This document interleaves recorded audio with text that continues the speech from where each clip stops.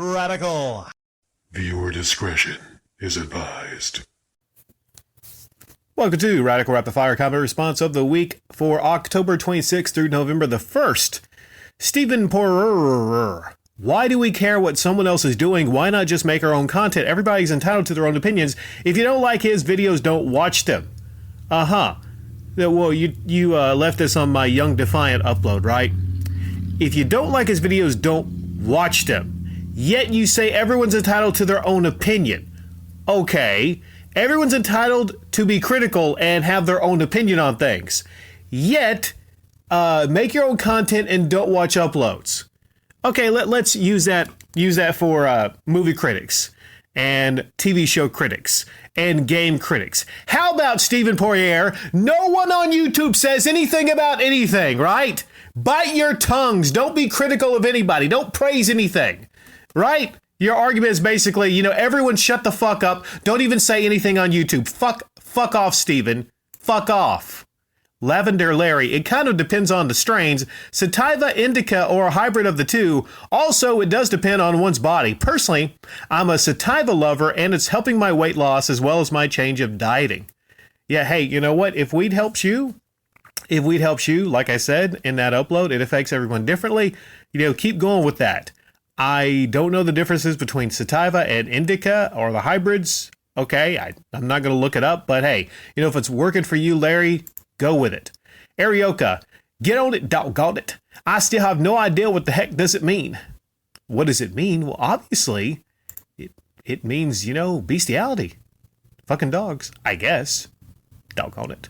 When I watched a few, I don't know, but leave it in the comment section down below. What exactly does it mean other than actually literally getting on and humping dogs? CJ99, when I watched a few of his streams, I never saw you, talking about Camelot 331, but I did see a lot of him taking his shirt off for attention with plenty of golden rain stories with childish laughter. He also would talk shit to viewers, myself included. It would have his mods make a bunch of childish threats and insults. One thing I can say for sure is I've actually worked for a living doing something useful, which isn't working at GameFlop as the height of a career. Almost gagged typing that. Imagine if that's the height of your professional career. Working at a GameStop. I mean, for that to be the height of your professional career and your claim to fame, hey, what's the deal with Camelot 331? People will say, oh yeah, he's the guy that got fired from GameStop. Uh-huh. And what else? No, it's a really sad story. Okay, what's the rest of his origin story? Crickets. Yeah, you said you never saw me there. I never went to his live streams. But here's the thing. You know what people can do, though? People can actually go into a live stream and actually pose as others right now. So, Cody, maybe you got a lot of fake me's in your fucking live stream. Okay. Gray Fox. The thing is, 10 or 20 years from now, will these games be worth anything? The reason it's so expensive now, it's because of all the 80s and 90s babies trying to relive their childhoods. But once they move on, I can't see Reggie's 5 copies of Hello Kitty being worth jack shit. He wants to copy MGR, but MGR has a nice house and never pays retail price for games. Dude is a cheapskate. Hello Kitty? He has a Hello Kitty video game? Let alone 5 copies of a Hello Kitty video game? You know what? I don't give a shit what the Hello Kitty video game is worth. I don't care what the fuck Barbie is worth, all right? If you're a grown-ass man with Hello Kitty or Barbie games, I don't know, maybe it's time to reevaluate some things, all right? Epsilon Eagle. It's entertaining listening to you yap. For some reason, I'm not getting notified when you upload. Same thing here, buddy. Same thing here. I don't get notified when other people upload that much. Sometimes it'll be like days and days later after something uploads. It's a problem, I guess, on YouTube's end. Patrice Bryant. I agree 100%, Radical Rick. We must have priorities or else it's easy to waste money and time. People who throw money at situations like him are possibly just lonely and bored. Common sense tells me if he has money for video games, he can't afford a bed, right? Laugh out loud. Yes, exactly. He can't afford these things, but he chooses not to buy these things because I guess the video games fill the void. I don't know what the reason is, King Woody Redux. Red Hot Chili Peppers is always a good choice. Always a damn good choice. Always a damn good choice. I mean, when I make any music playlist, when I'm fired up the USB drive, putting songs on it before I go driving somewhere, I'm always putting some Red Hot Chili Peppers on there. All right, Under the Bridge, Snow, Hey-O, so many great Red Hot Chili Pepper songs. And they're still making music, one of my favorite bands. Dumez. The most important health benefit of weed is it makes gaming and TV and movies better. And it makes sexy time better for a lot of people too. I didn't know that. Like, I've never taken weed before sex, but, hey, I might try now. Ornery cuss. Cannabis is often the difference for a lot of folks to be able to stabilize their weight. Whether they are overweight, eating too much when they are stoned, and should cut back on smoking, or if they have a condition like cancer treatment where their appetite is severely suppressed and they used to increase their appetite. I know of 2 personal friends who were able to meet their weight loss goals by cutting out regular cannabis use. Yeah, this is the other side of it. Sometimes it can help with your weight loss goals. Sometimes it can actually ironically cause you to gain more weight because, you're eating half the food in the house at one time. I know when I shared a story when I took weed that one time, somebody's house, I just went crazy. All the chips and the dips were gone. And I was like, what the hell have I done? What the hell have I done? Shinra, it's going to be broken whenever it comes out. Well, I hope Cyberpunk 2077 isn't broken when it comes out, but if we look at history and, releases like this, whenever it's stretched and it's close and they rush it, it might have some issues. Soul Level Zero. I will do my best to get a Series S for me this time. We are Sony. You said you'll do your best to get Series S for me this time. We are Sony Pony Country. After that, start saving some money for 4K TV. They're cheap now, and I will start saving money for PS5. Well, the PS5 is not cheap. I mean, that's $500. But 4K TVs, though, 4K TVs, especially if you get the cheap ones, I probably wouldn't get the On brand. I've heard bad things about the On brand, but there are some fantastic, cheaper 4K TVs right now. It's not like it used to be. At one point you would have to spend well over $1,000 for a really nice looking 4K TV set. Now, under $500, you 400 might get you a 65, and that is insane for a 4K TV, even if it's a cheap brand, which is a great thing. And I'm not even talking about Black Friday sales that are coming up.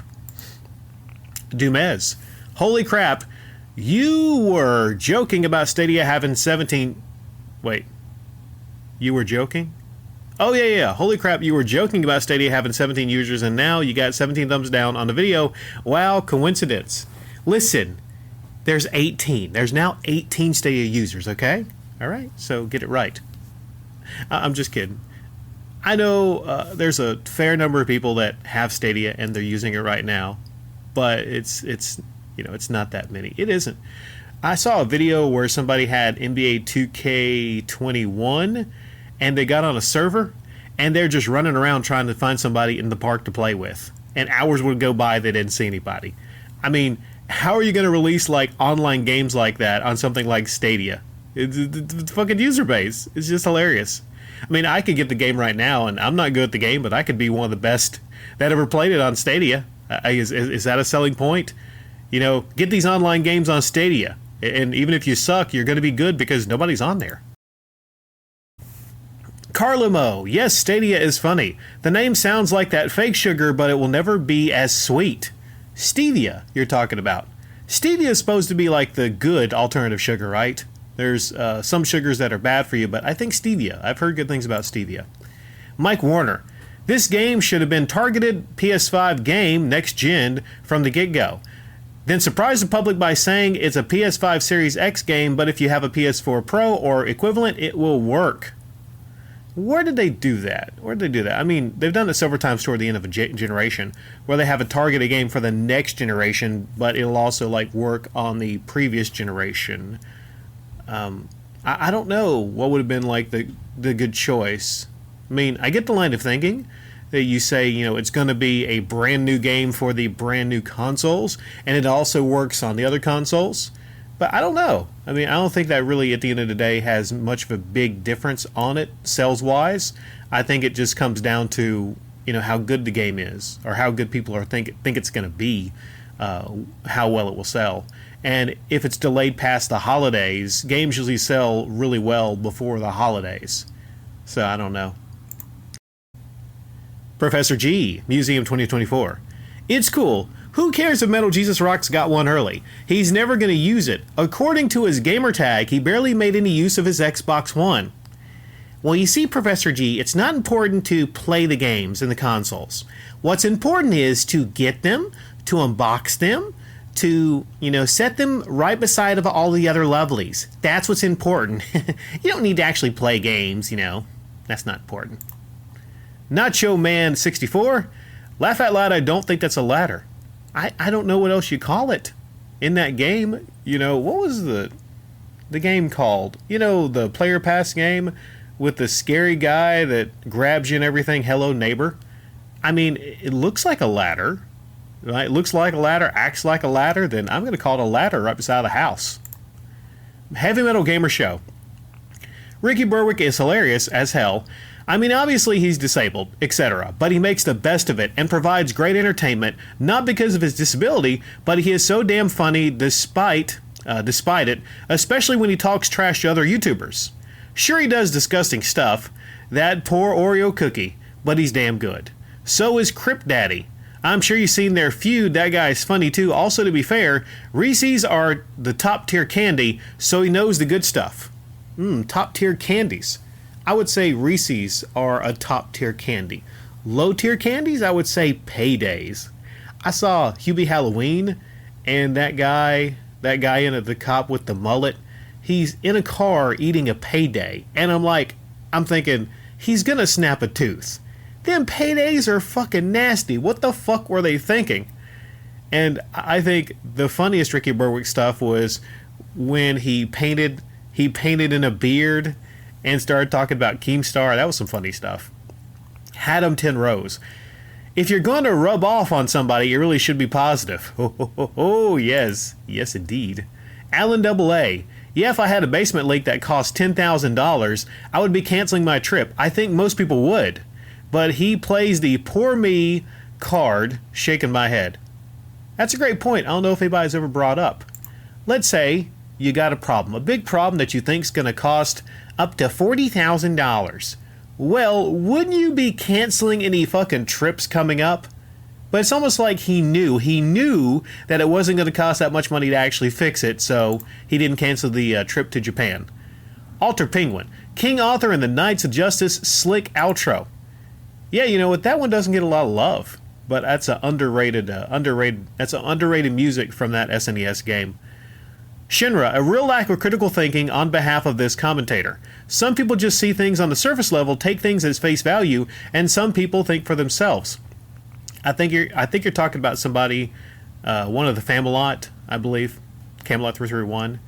Yeah, you can't avoid to look beyond the surface, okay? YouTubers want you to just stay on the surface. Don't look below the surface. Don't look at what's really driving them to do some things and pull scams. That's their argument. Hey. Just right here. The surface. Just look at the surface. No. You got to go beyond the surface. You got to go behind it and actually, tie some things together. Next up. Bob Kendall. If GameSack had to choose between the affection of a supermodel blonde or the chance to complete his Neo Geo collection, which do you think he would choose? I think the Neo Geo collection. Is that the correct choice? Leave it in the comment section down below. Let's say you have a night with a beautiful blonde, or you complete your Neo Geo collection. I can see arguments both ways, because if it's just one night with the blonde, then a couple hours or, a couple minutes, then it's over. But, your Neo Geo collection, that lasts for a while, until the cards give out or something happens to it. DVD Fever Games. Huyuk. Humble. Bad Business. A game about a ninja on slow-mo. Nice. Talking about the ninja game on Player Pass, Katana Zero. It's hard to mess up certain things. It's hard to, admittedly, right? You got a ninja game, an 8-bit style ninja game with a slow motion feature. Okay, that just sounds fucking badass. That sounds fucking badass. So, you might say, well, it's hard to mess up. I mean, it's a badass game. I like it. I really like it. But I have a lot of respect for weird concepts. You ever played a game and you're like, this is the craziest shit, what were they thinking? But it turns out really well. Leave it in the comment section down below. Some games that you started out and they have a weird premise, but then you ended up loving the games. Okay, that's going to be it for the show. Have a great day.